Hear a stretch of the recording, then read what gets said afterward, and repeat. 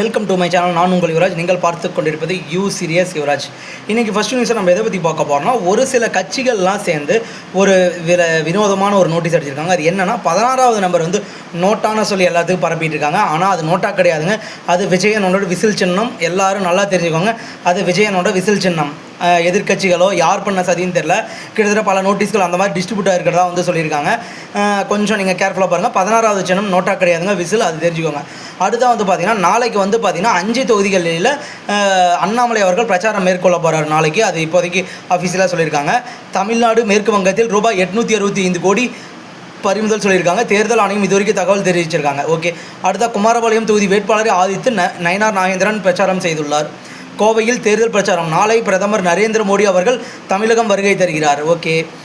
கோவை வடக்கு தொகுதியில் வானதி சீனிவாசனுக்கு ஆதரவாக குடும்பத்தினர் தீவிர வாக்கு சேகரிப்பு. மிகப்பெரிய அளவில் வேலை செஞ்சுட்டு இருக்காங்க. பாஜகவினர் வந்து பார்த்திங்கன்னா அதிமுக வேட்பாளர்களை ஆதரித்து மிகப்பெரிய அளவில் பிரச்சாரம் பண்ணிட்டு வந்துட்டு இருக்காங்க. திருப்பரங்குன்றத்தில் தீபம் ஏற்றப்படும். பிரேமலதா விஜயகாந்த்.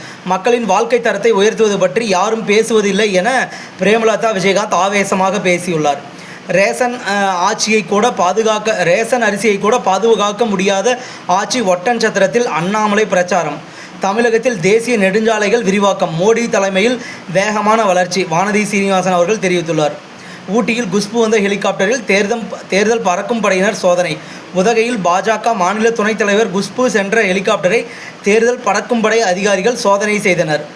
அடுத்த தமிழகம் போதைப் பொருள்களின் சந்தையாக மாறிவிட்டது. டிடிவி தினகரன் பேச்சு. மக்கள் விரோத திமுகவை வீழ்த்து இணைந்துள்ளோம். எடப்பாடி பழனிசாமி தலைமையில் தேசிய ஜனநாயக கூட்டணியின் ஆட்சி அமையும் என்று அம்மா மக்கள் முன்னேற்ற கழகத்தின் பொதுச் செயலாளர் டிடிவி தினகரன் பேசினார். தபால் வாக்கு செலுத்தினார். பாட்டாளி மக்கள் கட்சி நிறுவனர் ராமதாஸ் அவர்கள் தொலைபேசியில் தொடர்பு கொண்டு முதலமைச்சர் மு.க. ஸ்டாலின் நலம் விசாரித்தார். அடுத்து வந்து பார்த்திங்கன்னா, சீமான் மீது தஞ்சை போலீசார் வழக்கு பதிவு. தஞ்சை பனகல் கட்டிடம் எதிரே நாம் தமிழர் கட்சியின் வேட்பாளர்கள் அறிமுக கூட்டம் நேற்று இரவு நடந்தது. ஒரு முக்கியமான செய்திங்க. இன்றைக்கி எதை பற்றி பார்க்க போகிறோன்னா, தொகுதி மறுவரையறை அப்படின்னு சொல்லி அதிமுக காரங்க பிரச்சாரம் பண்ணிட்டு இருந்தாங்க இல்லைங்களா, கருப்பு கொடி ஏற்றி பிரச்சாரம் பண்ணுறது. ஆனால் இதுக்கெல்லாம் ஒரு முற்றுப்புள்ளி போடுற மாதிரி மக்களவையில் தாக்கல் செய்யப்பட்ட தொகுதி மறுவரையறை மசோதா தோல்வி அடைந்துள்ளதாக தகவல் இது வரைக்கும் நம்மளுக்கு கிடைச்சிருங்க. காரணம் என்றதை பற்றி நான் சொல்கிறேன் பாருங்கள். தொகுதி மறுவரையறை மசோதாவோடு இணைந்து கொண்டு வரப்படாதால் மகளிர் இடஒதுக்கீடு மசோதாவும் தோல்வி அடைந்துள்ளது. ஓகே, காரணம் இதாங்க. மக்களின் மனநிலையை சோதிக்கிறது மத்திய அரசு. தேஜஸ்வி யாதவ் பரபரப்பு குற்றச்சாட்டு. 2034ஆம் ஆண்டில் இம்மசோதா அமல்படுத்தப்படும் என்று மோடி அரசு அறிவித்தது. தொகுதி மறுவரையறை அனைத்து மாநிலங்களுக்கும் 50% கூடுதல் தொகுதிகள். அமித்ஷா. தமிழ்நாட்டின் மக்களவை தொகுதிகள் 33ஆக குறைந்திருக்கும். ஆனால் நாங்கள் அவ்வாறு செய்யவில்லை என்று அமித்ஷா கூறினார். எனக்கும் பிரதமருக்கும் மனைவி பிரச்சனைகள் இல்லை. மக்களவையில் ராகுல் காந்தியின் பேச்சால் சிரிப்பலை. பிரதமருக்கும் தனக்கும் மனைவியிடம் இருந்து அறிவுரைகள் கிடைப்பதில்லை என ராகுல் காந்தி நகைச்சுவையாக குறிப்பிட்டுள்ளார். தொகுதி மறுவரையறை மசோதா. இரவு 7 மணிக்கு வாக்கெடுப்பு. மசோதாக்கள் மீது மக்களவையில் விவாதம் நடைபெற்று வருகிறது. திருப்பதி கோவிலில் ஒரு நாள் உண்டிக்கல் காணிக்கை ரூபாய் 3.47 கோடி. ஓகேங்க, இந்த நியூஸ் அப்பயே பார்த்தாச்சு. லடாக்கில் நிலநடுக்கம் ரெக்டர் அளவில் 4.1 பதிவு.